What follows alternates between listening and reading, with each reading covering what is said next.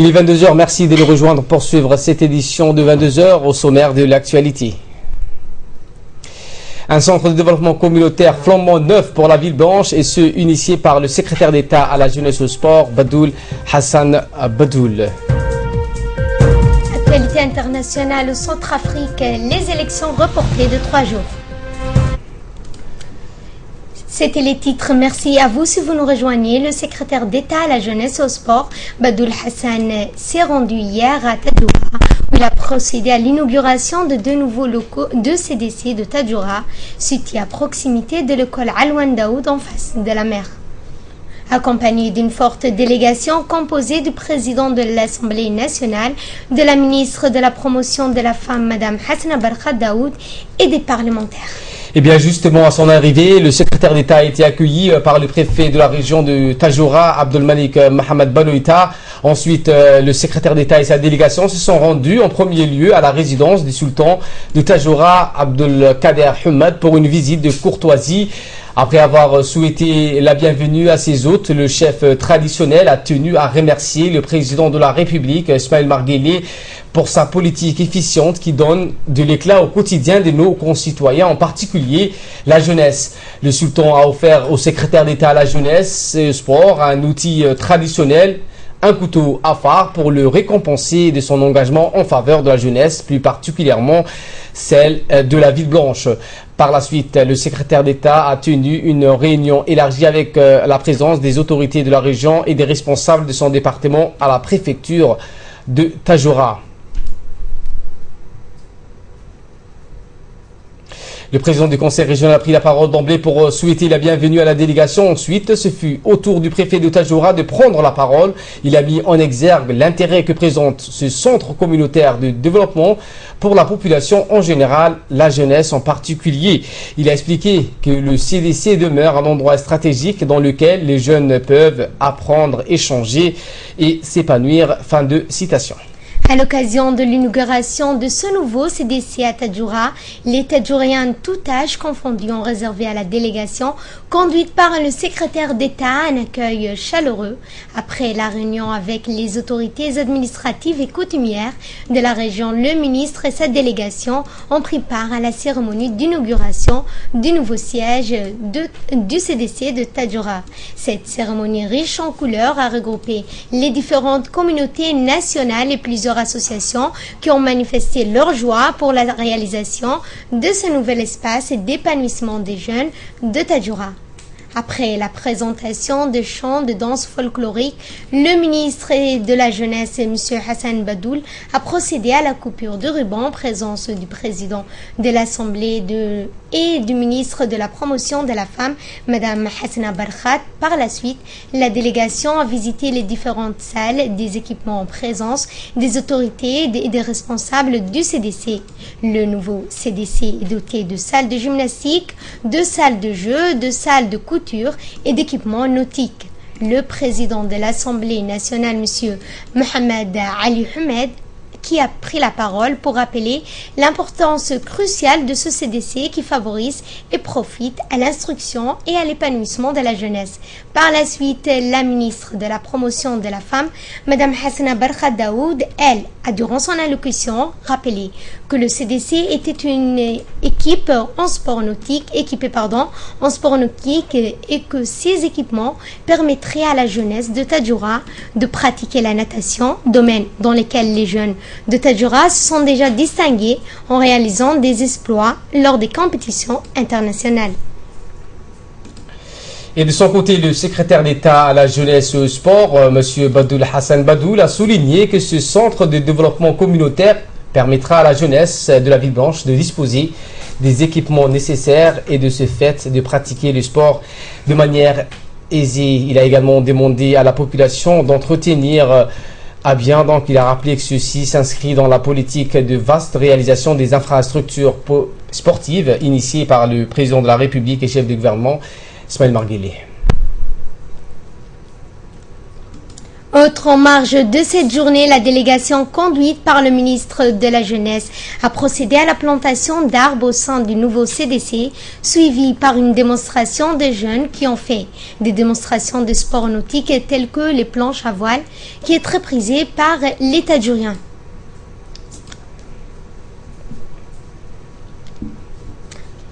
À propos des événements qui se...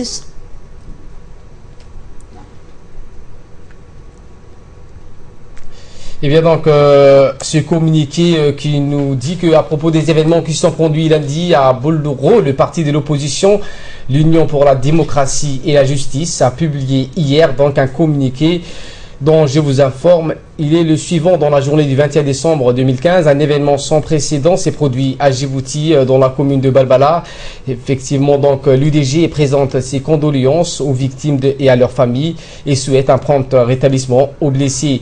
L'UDG dénonce fermement ces violences qui vont à l'encontre des principes de la République. Nous appelons nos concitoyens à garder leur calme dans l'intérêt de l'unité nationale. Le dialogue reste la seule et unique voie pour régler tout problème d'ordre politique ou social. La République de Djibouti est une et indivisible. C'est ce que indique ce communiqué signé par la présidente par intérim de l'UDJ, Ilaya Ismail Guedi. En nouvelle nationale, le ministre de la Santé, le Dr Kassim Issa Kosman, a réuni ce matin dans la salle de réunion de l'hôpital général Pelletier l'ensemble du personnel de l'hôpital qui sont intervenus dans la gestion de la crise survenue le 21 décembre dernier lors des manifestations. Le ministre a par la suite adressé ses sincères condoléances aux proches des familles qui ont perdu leurs proches.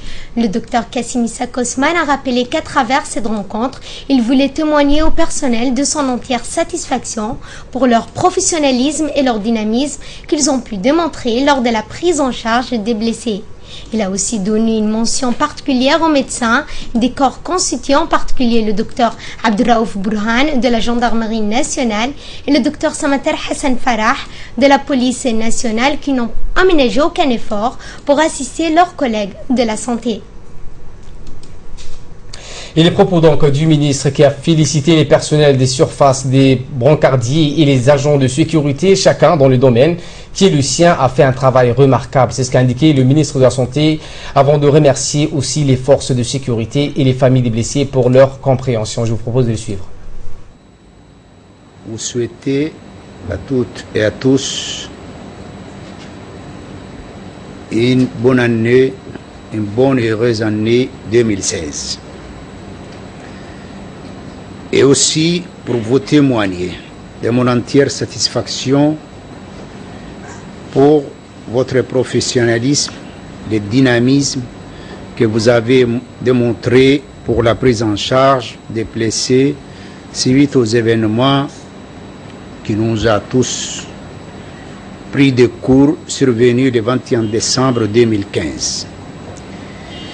Je vais saluer également la réactivité de la réponse donnée face à cet événement et l'esprit d'équipe à laquelle vous avez effectué votre travail.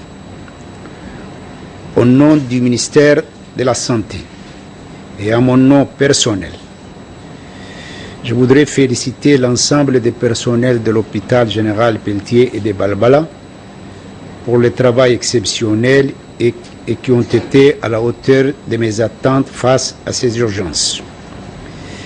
Je souhaiterais aussi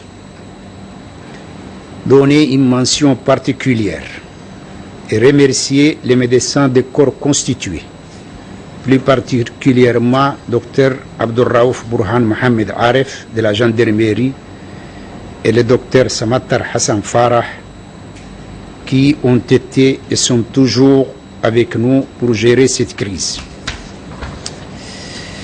Mes remerciements vont aussi aux femmes de ménage, aux brancardiers, les agents de sécurité d'Harmonique qui n'ont aménagé aucun effort.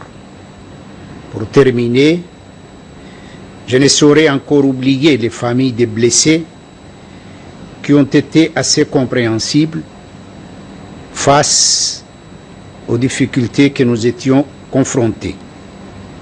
Pour terminer, je vous exhorte toutes et tous à continuer à travailler la main dans la main Toujours en nouvelle nationale, dans le cadre de la lutte contre le paludisme en cette période de fraîcheur, l'association de Sahel Goubed de Hayablé, en partenariat avec les comités de quartier, a organisé des activités de sensibilisation et de diverser des produits pour tuer les larves de moustiques dans les latrines et WC. Cette activité a été menée avec le soutien du ministère de la Santé et du ministère de la Communication. Les produits ont été déversés dans 8000 foyers dans les 11 secteurs de Hayablé et l'association projette de généraliser dans tout le secteur de Balbala pour améliorer la santé de la population dans le grand faubourg de Balbala. Les responsables de l'association Sahel Goubed ont promis de pérenniser ce genre d'action pour lutter contre le paludisme qui fait des ravages en cette période de fraîcheur. Et les bénéficiaires ont remercié l'association, le ministère de la Santé et de la Communication en particulier pour leur soutien. Dans la journée du 22 décembre dernier, les équipes de patrouille de surveillance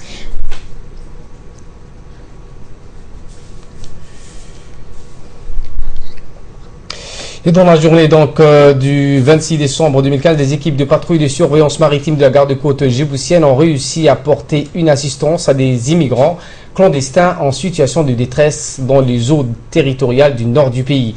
Les immigrants clandestins, au nombre de 121 et d'origine éthiopienne, somalienne et tanzanienne, étaient entassés à bord d'une petite galba menacée de chavirer par la surcharge et en panne du moteur. L'assistance et l'intervention des équipes des gardes-côtes ont permis de sauver la vie de ces individus, hommes, femmes, victimes de la cupidité des passeurs qui exploitent la misère de ces personnes. Les immigrants clandestins ont été conduits au port de pêche où leur ont été prodigués des soins de premier secours, de la nourriture, de l'eau avant d'être dirigés vers le centre de détention de Nagad pour être rapatriés vers leur pays d'origine. L'association Al-Fawza, lauréat du Grand Prix du chef de l'État sous l'initiative Jeunesse et Civisme, a reçu hier un don de 1000 livres octroyés par l'association belge de Abed, donc, et cette contribution est faite par la bibliothèque dénommée Oasis du savoir, destinée pour les enfants vulnérables et démunis du quartier Al-Hiba, pour combler leurs lacunes et améliorer leurs connaissances en français. Cet événement a vu la participation des représentants de l'association belge Abed, Ahmed Mahamadini et Deka Farah Bouh, ainsi que le président de l'association Al-Fawza, Monsieur Mohamed Moussa Kamil, et de nombreux responsables de cette association. Les représentants d'Abed, Mohamed Ahmad et Madame Dera, ont exprimé leur joie pour la contribution de cette bibliothèque consacrée particulièrement aux enfants d'origine sociale démunis et saluent donc l'effort inlassable mené par cette association. Et c'est ce qu'elle a annoncé, donc à remédier la pauvreté et être ainsi donc le moteur du développement dans ce pays. Fin de citation. À l'instar des autres régions, la région de Diki a fêté dignement la cérémonie de Mouloud Nabi. Cette cérémonie s'est déroulée devant la préfecture en présence des autorités de la région, dont le préfet M. Abdou Mohamed Cheko. La cérémonie de la naissance de notre prophète sallallahu alayhi wa sallam a regroupé tous les Dikulois dans un même élan de ferveur et a été un moment de rassemblement. La séance était animée par les cheikhs Abbas Abdurrahman et des versets louant la vertu de notre prophète, paix et salut sur lui, étaient reprises en cœur par toute l'assistance. Actualité hors de nos frontières à présent en Centrafrique, c'était donc dans les titres les élections reportées de 3 jours. L'information de 3 jours n'avait ces derniers jours que la forme d'une rumeur, comme Bangui en produit chaque jour des dizaines. Elle a été confirmée donc hier après-midi. Le premier tour des élections présidentielles et législatives prévues dimanche a été décalé au mercredi 30 décembre. Cette décision, qui doit encore être validée par la Cour constitutionnelle, a été annoncée par le Premier ministre Mahamat Kamoun à l'issue d'une réunion à la présidence avec l'autorité nationale des élections, l'institution chargée d'organiser les différents scrutins. Des candidats à la mission des Nations Unies et des représentants du corps diplomatique étaient présents. Ce nouveau report n'est pas lié à la situation sécuritaire meilleure ces derniers jours, mais à des raisons techniques, soulignent plusieurs sources impliquées dans l'organisation de ces scrutins. Et pour finir, en France, 48 000 policiers et 2 000 CRS sont mobilisés pour la sécurité des festivités vendredi, selon la Direction générale de la police nationale. Un effectif qui inclut les policiers dépendants de la préfecture de police de Paris, dans le cadre de la protection des sites religieux de Paris et de la petite couronne dans les messes et offices des 24 et 25 décembre. La préfecture de police de Paris a mobilisé 500 policiers, 6 500 militaires qui effectuent des gardes statiques et des rondes, a expliqué la préfecture de police. Elle a rappelé également aux 1236 églises concernées les mesures de sécurité préventive, l'adapter à chaque situation, telle que la vérification des sacs ou l'appel au service de police si nécessaire. Au niveau national, 28 000 gendarmes sont concernés. 4 200 gendarmes mobiles sont également mobilisés. 10 000 militaires de l'opération Sentinelle, dont 6 500 en Île-de-France, 1 500 marins pour protéger les approches maritimes et 1 000 aviateurs pour la protection de l'espace aérien. Reste aussi mobilisé un dispositif national inchangé selon la porte-parole de l'armée. C'est fin de ce journal. Merci à vous qui nous suivez. Très bonne suite de nos programmes télévisés.